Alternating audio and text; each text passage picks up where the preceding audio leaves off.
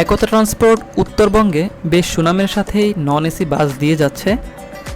তারা সার্ভিসের মান আরও উন্নত করার লক্ষ্যে একতা ট্রান্সপোর্ট তাদের বহরে 2 ইউনিট হাইডেক এসি বাস যুক্ত করেছে। হ্যালো বন্ধুরা, আজ আপনাদের মাঝে একতা ট্রান্সপোর্ট নিউ হাইডেক এসি বাসের ফুল রিভিউ নিয়ে হাজির হয়েছি।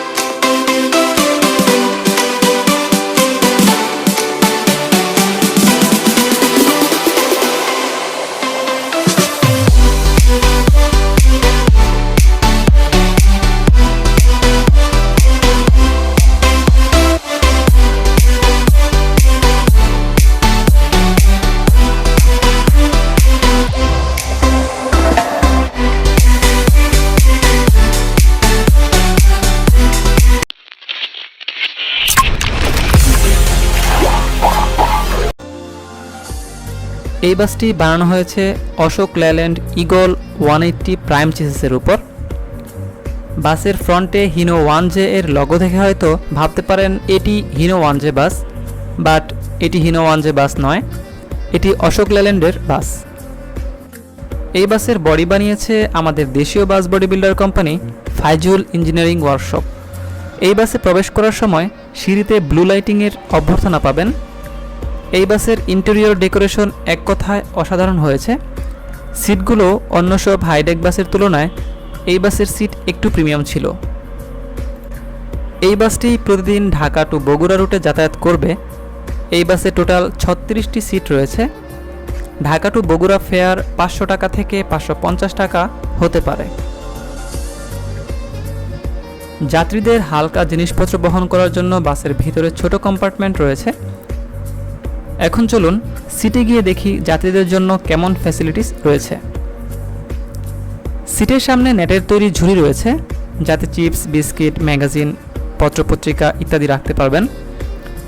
সিটের নিচে আলাদাভাবে লেগ স্পেস রয়েছে। বাই দ্য ওয়ে, এই বাসের সিটগুলো এক সিট থেকে আরেক সিটের ডিস্টেন্স অনেক ভালো ছিল।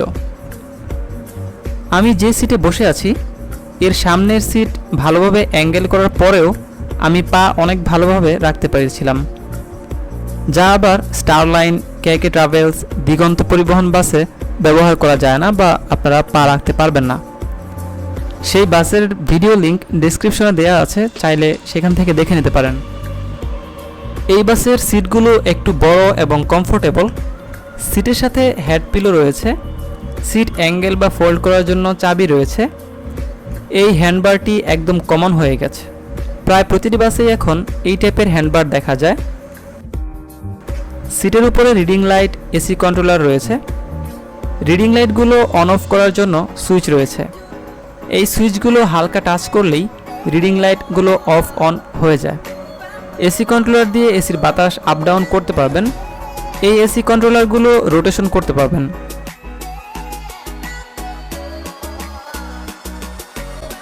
এছাড়াও সিটের উপরে হোয়াইট স্টেপ লাইট রয়েছে। এই লাইটগুলো ভালোই আলো দেয়।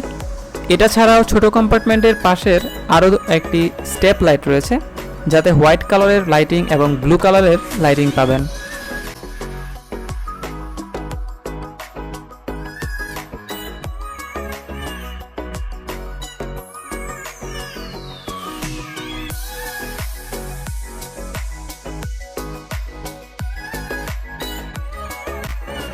এই বাসের সিটে নিচে লেগ রেস্ট কিন্তু নেই। এই বাসে ট্রাভেলিংয়ের সময় যাত্রীদের বিনোদনের জন্য একটি মাত্র বড় টিভি মনিটর রয়েছে, আর এই বাসে কোনো ইন্টারনেট ফ্যাসিলিটিস থাকছে না। এতক্ষণ তো ভালো দিকগুলো বললাম, এখন এই বাসের কিছু খারাপ দিক বলি। 2 সিটের মাঝে একটা হ্যান্ডবার দিলে 2 সিটের ডিভাইডার হয়ে যেত, যার ফলে প্যাসেঞ্জাররা একটু কমফোর্ট ফিল করত। এই বাসের প্যাসেঞ্জারদের সেলফোন চার্জ দেওয়ার ফ্যাসিলিটিস নেই, ইভেন ড্রাইভিং রুমেও এই ফ্যাসিলিটিস নেই। প্যাসেঞ্জারদের সেফটির জন্য এই বাসে কোনো ইমার্জেন্সি হ্যামার বা অগ্নি নির্বাপক যন্ত্র নেই। ড্রাইভিং রুমটি আরেকটু মডার্ন করলে পারত, আরেকটু প্রিমিয়াম দেখা যেত।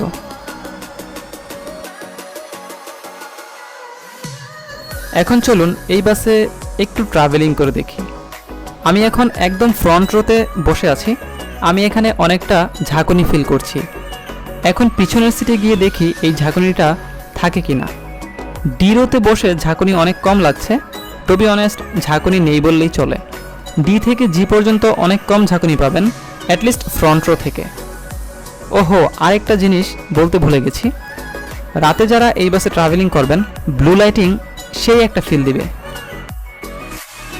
এনিওয়ে, এই ছিল এই বাসের ফুল রিভিউ। অন্য আরেক দিন অন্য কিছু নিয়ে হাজির হয়ে যাব। সেই পর্যন্ত ভালো থাকবেন, সুস্থ থাকবেন।